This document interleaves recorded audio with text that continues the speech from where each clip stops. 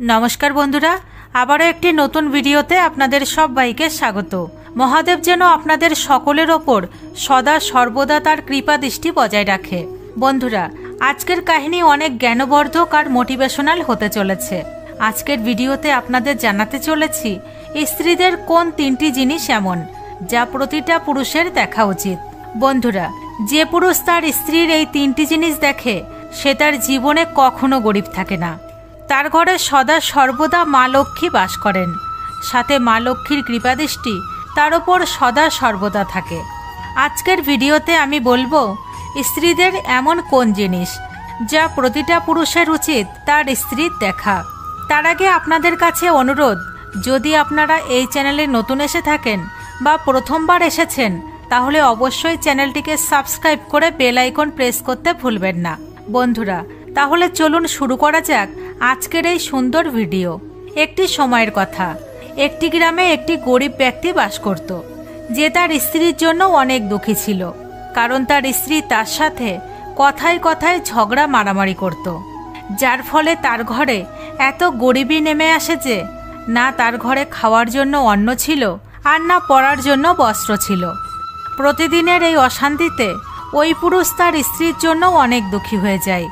একদিনের কথা, যখন সেই পুরুষ তার স্ত্রীর সাথে তর্ক বিতর্ক করে এক জঙ্গলে চলে যায়। জঙ্গলে যেতে যেতে ওই পুরুষের এক সাধুর সাথে দেখা হয়। তখন সেই পুরুষ ওই সাধুর কাছে বসে পড়ে আর ওখানে বসে কান্না করতে থাকে। তখন ওই সাধু ওই ব্যক্তিকে জিজ্ঞাসা করেন, পুত্র, তোমার কি হয়েছে? তুমি কেন কান্না করছো? তখন ওই পুরুষ সাধুকে বলেন, মহারাজ, আমার ঘরে আমার স্ত্রী আর আমার দুটি ছোট ছোট বাচ্চা আছে। আমার স্ত্রী আমার কোনো কথা শোনে না, কথায় কথায় আমার সাথে ঝগড়া মারামারি করে। আমারও একটি ছোট ব্যবসা ছিল, যার কারণে তাও বন্ধ হয়ে গেছে। এখন আমার ঘরে এক এক দানার জন্য ব্যাকুল হতে হচ্ছে। আমাদের ঘরে খাওয়ার জন্য কিছুই নেই, জল পর্যন্ত শেষ হয়ে গেছে, সাথে পরার জন্য কাপড়ও নেই। এরপরেও আমি আমার স্ত্রীকে বোঝাই যে ঝগড়া মারামারি করো না, তারপরেও সে প্রতিদিন ঘরে ঝগড়া মারামারি করে। এই কারণে আমি অনেক দুঃখী আর চিন্তিত। আমি ঘর ছেড়ে আপনার শরণে এসেছি। তখন সেই সাধু বলেন, পুত্র, তুমি কান্না করো না। আজকে আমি তোমাকে এমন তিনটি জিনিস বলতে চলেছি, যে পুরুষ তার স্ত্রীর এই তিনটি জিনিসকে দেখে সেই পুরুষ কখনো গরিব থাকে না, আর না তার ঘরে ঝগড়া মারামারি হয়, সাথে তার ব্যবসার উন্নতি হয়। তখন ওই পুরুষ বলেন, মহারাজ, আপনি আমাকে তাড়াতাড়ি করে বলুন সেই তিনটি জিনিস কি। তখন ওই সাধু মহারাজ ওই পুরুষকে বলেন, এখন আমি তোমাকে যে কথা বলতে চলেছি সেই তিনটি কথাকে গাঁট বেঁধে নাও। তখন ওই পুরুষ সাধু মহারাজের কথা অনেক মনোযোগ সহকারে শোনে আর সাধু মহারাজকে বলেন, প্রভু, আপনি কাহিনী শুরু করুন। যত শীঘ্র সম্ভব আমাকে বলুন সেই তিনটি জিনিস কি যা প্রতিটা পুরুষের তার স্ত্রীর অবশ্যই দেখা উচিত। তখন সাধু মহারাজ ওই পুরুষকে একটি কাহিনী শোনায়। কোনো এক নগরে একটি শেঠ থাকত। ওই শেঠের বড় ব্যবসা ছিল। তার ঘরে শেঠ আর তার স্ত্রী থাকত। ওই শেঠ আর শেঠানির মধ্যে অনেক প্রেম ছিল। তাদের ঘরে কখনো লড়াই ঝগড়া ক্লেশ মারামারি কিছুই হতো না। এই জন্য সদা সর্বদা তাদের ঘরে মা লক্ষ্মীর বাস ছিল, সাথে তার ব্যবসার উন্নতি দিনে 2 গুণ আর রাতে 4 গুণে উপার্জন হতো।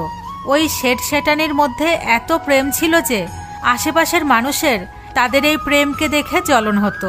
বন্ধুরা, শেঠ আর শেঠানির এই প্রেমের উদাহরণ প্রতিটা গ্রামবাসী দিত। এমন করেই একদিন ওই শেঠ আর শেঠানির কথা রাজা পর্যন্ত পৌঁছে যায়। যখন শেঠ শেঠানির কথা রাজা পর্যন্ত পৌঁছায় তখন সেই রাজাও তাদের প্রেমের প্রশংসা করেন আর বলেন, আমাদের গ্রামে এক স্ত্রী আর পুরুষ এমনও আছে যাদের ঘরে কখনো লড়াই ঝগড়া হয় না। ওই দুজনের নিজেদের মধ্যে এত প্রেম ছিল যে যা কেউ তাদের জীবনে আজ পর্যন্ত দেখেছিল না। একবারের কথা, ওই রাজা পুরো নগরে ঢাক পেটায় আর বলেন, এই রাজ্যে যত লোক আছে তাদের সমস্ত লোক তাদের নিজেদের ঘরে প্রদীপ জ্বালিয়ে রাখবে। তখন রাজা রানী রাজাকে জিজ্ঞাসা করেন, মহারাজ, আপনি সবার ঘরে প্রদীপ কেন জ্বালাচ্ছেন? রানীর প্রশ্ন শুনে রাজা রানীকে বলল, প্রদীপ প্রেমের প্রতীক। যার ঘরে প্রদীপ জ্বলে তার ঘরে সদা সর্বদা প্রেম বজায় থাকে। আর আমি চাই যে প্রেম সেটানির মধ্যে আছে সেই প্রেম আমার রাজ্যে, আমার নগরে প্রতিটা স্বামী স্ত্রীর মধ্যে হোক। এই জন্য আমি প্রতিটা ঘরে প্রদীপ জ্বালাতে চাই। বন্ধুরা, রাজার সৈনিক সারা গ্রামে ঢাক পেটায় আর বলে সবার ঘরে প্রদীপ যেন সারা রাত জ্বলে। রাজার কথা শুনে সমস্ত নগরবাসী তাদের নিজেদের ঘরে প্রদীপ জ্বালায়। কিন্তু যখনই অর্ধেক রাত হয় সবার ঘরে প্রদীপ নিভে যায়।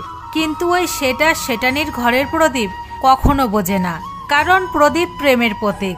আর যে সেটানি ছিল সে সদা তার ঘরে প্রদীপ জ্বালিয়ে রাখত, যাতে সেটানির প্রেম বজায় থাকে। যে সেটানি ছিল সে সব সময় তার মনের কথা শুনে কাজ করত, মানে তার মনে যা আসতো সে তাই করত। কিন্তু সেটের এই জন্য কোনো অসুবিধা বা সমস্যা ছিল না, কারণ সেট অনেক বুদ্ধিমান ছিল। সে বুঝতো যদি আমি আমার স্ত্রীকে মানা করি বা শাসন করে রাখি তাহলে ঘরে বিনা কারণে লড়াই ঝগড়া হবে। এই জন্য সেটানির অনেক এমন জিনিস ছিল যা না দেখা করত। আর সেট এই জন্য দেখত না, কারণ যাতে তাদের স্বামী স্ত্রীর মধ্যে প্রেম আর ভালোবাসা বজায় থাকে।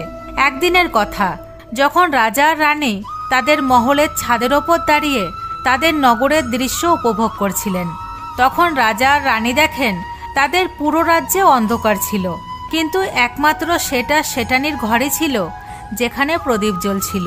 তখন রাজা রানীকে বলল, দেখো সেটানির মধ্যে কত ভালোবাসা। সবার ঘরের প্রদীপ নিভে গেছে, কিন্তু সেটানির ঘরের প্রদীপ এখনো জ্বলছে। এর মানে হলো সেটানির মধ্যে অনেক বেশি প্রেম। তখন রানী রাজাকে বলেন, মহারাজ, সেটানির মধ্যে যে প্রেম তা এই জন্য কারণ সেটানি অনেক বুদ্ধিমান, এই জন্য সেটের ঘরে এত প্রেম। যখন রাজা রানীর কথা শোনেন তখন রাজা বলেন, না মহারানী, এখানে সেট বেশি বুদ্ধিমান, এই জন্য তাদের ঘরে কখনো লড়াই ঝগড়া হয় না। রানী বলেন, সেটানি বেশি বুদ্ধিমান। রাজা বলেন, না, সেট বেশি বুদ্ধিমান। বন্ধুরা, সেটানির কথা নিয়ে রাজা আর রানীর মধ্যে তর্ক শুরু হয়। তখন রাজা বলেন, দেখো রানী, আমাদের তর্ক করার কোনো প্রয়োজন নেই। এর থেকে বরং আমরা দুজন তাদের একটি পরীক্ষা নিই। পরীক্ষায় যে পাশ হবে সেই বুদ্ধিমান। রাজা আর রানী দুজনেই এই কথাই রাজি হয়।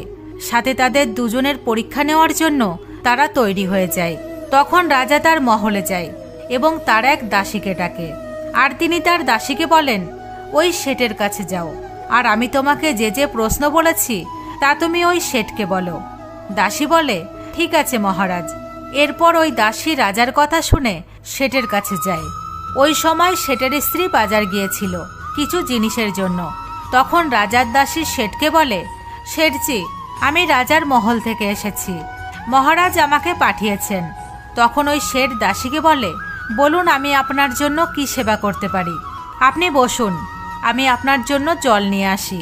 তখন ওই দাসী শেঠকে বলে, না শেঠজি, আমি রাজার দাসী, আপনার কাছে রাজার খবর নিয়ে এসেছি। তখন ওই শেঠজি বলে, ঠিক আছে দাসী, আপনি বলুন রাজা সাহেব আমার জন্য কি সমাচার পাঠিয়েছেন।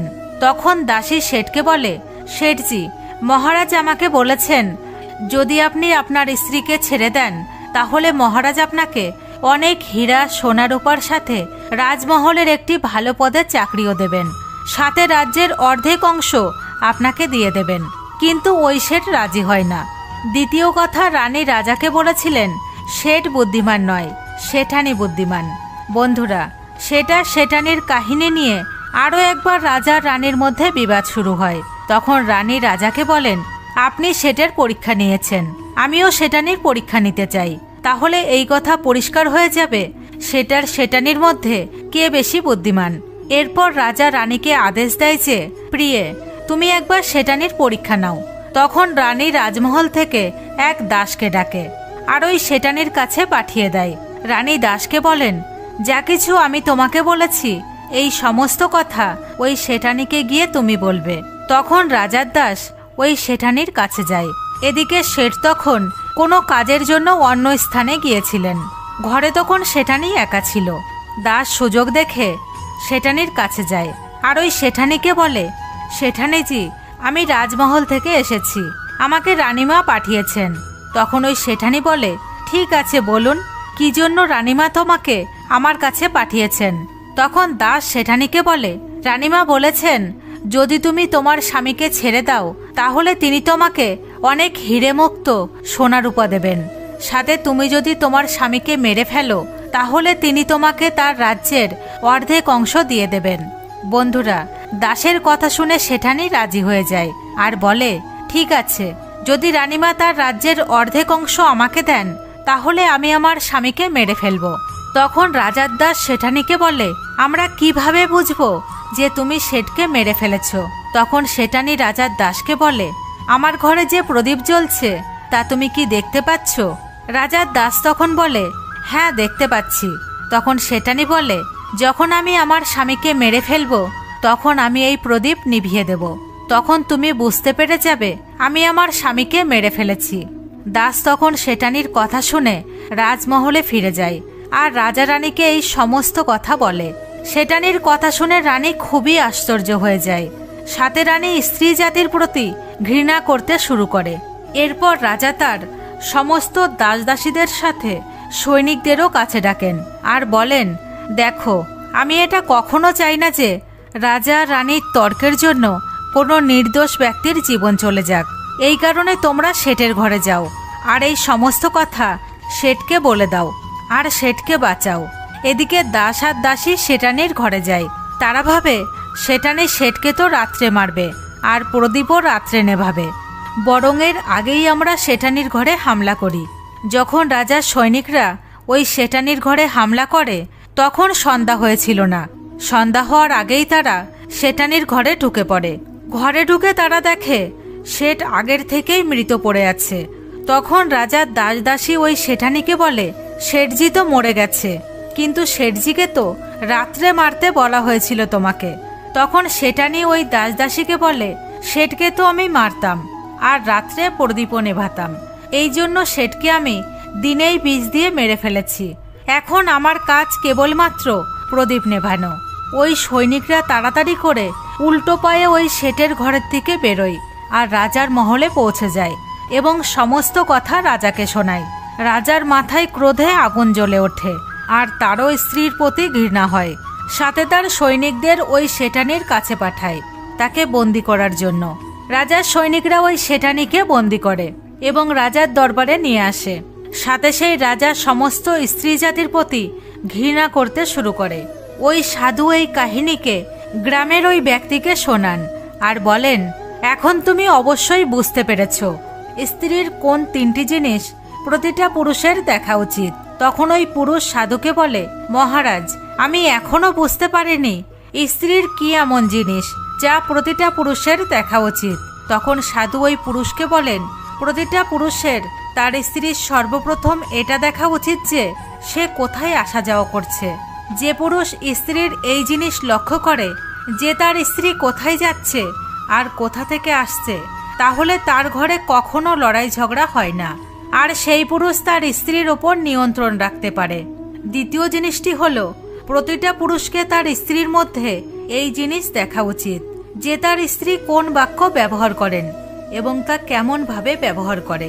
সে যখন কথা বলছে তখন সে তার স্বামীর সম্মান করছে কিনা, সে তার স্বামীর কথা মানছে কিনা, সে তার স্বামীর নিন্দা করছে কিনা, সে তার স্বামীর কথা শোনে কিনা, তার স্বামীর সম্মান করে কথা বলে কিনা। যে তার স্বামীকে সম্মান দেয় না, যে তার স্বামীকে সম্মান দিয়ে কথা বলে না, সে তার স্বামীর সাথে যে কোনো কিছু করতে পারে, যেমনটা ওই শেঠানি ওই শেঠের সাথে করেছে।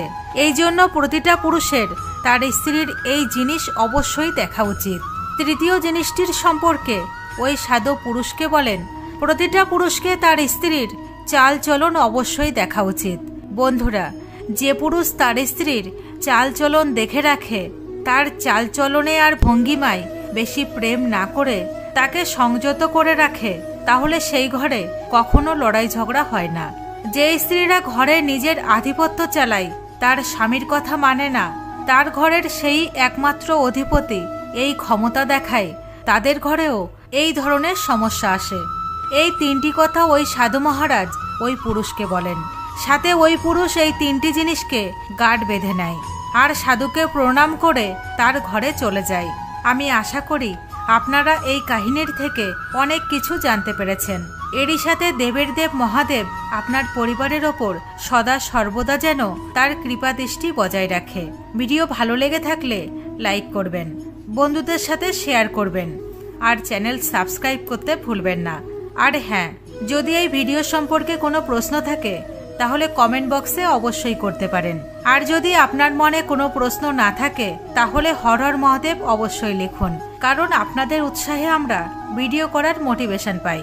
এতক্ষণ সঙ্গে থাকার জন্য অসংখ্য ধন্যবাদ।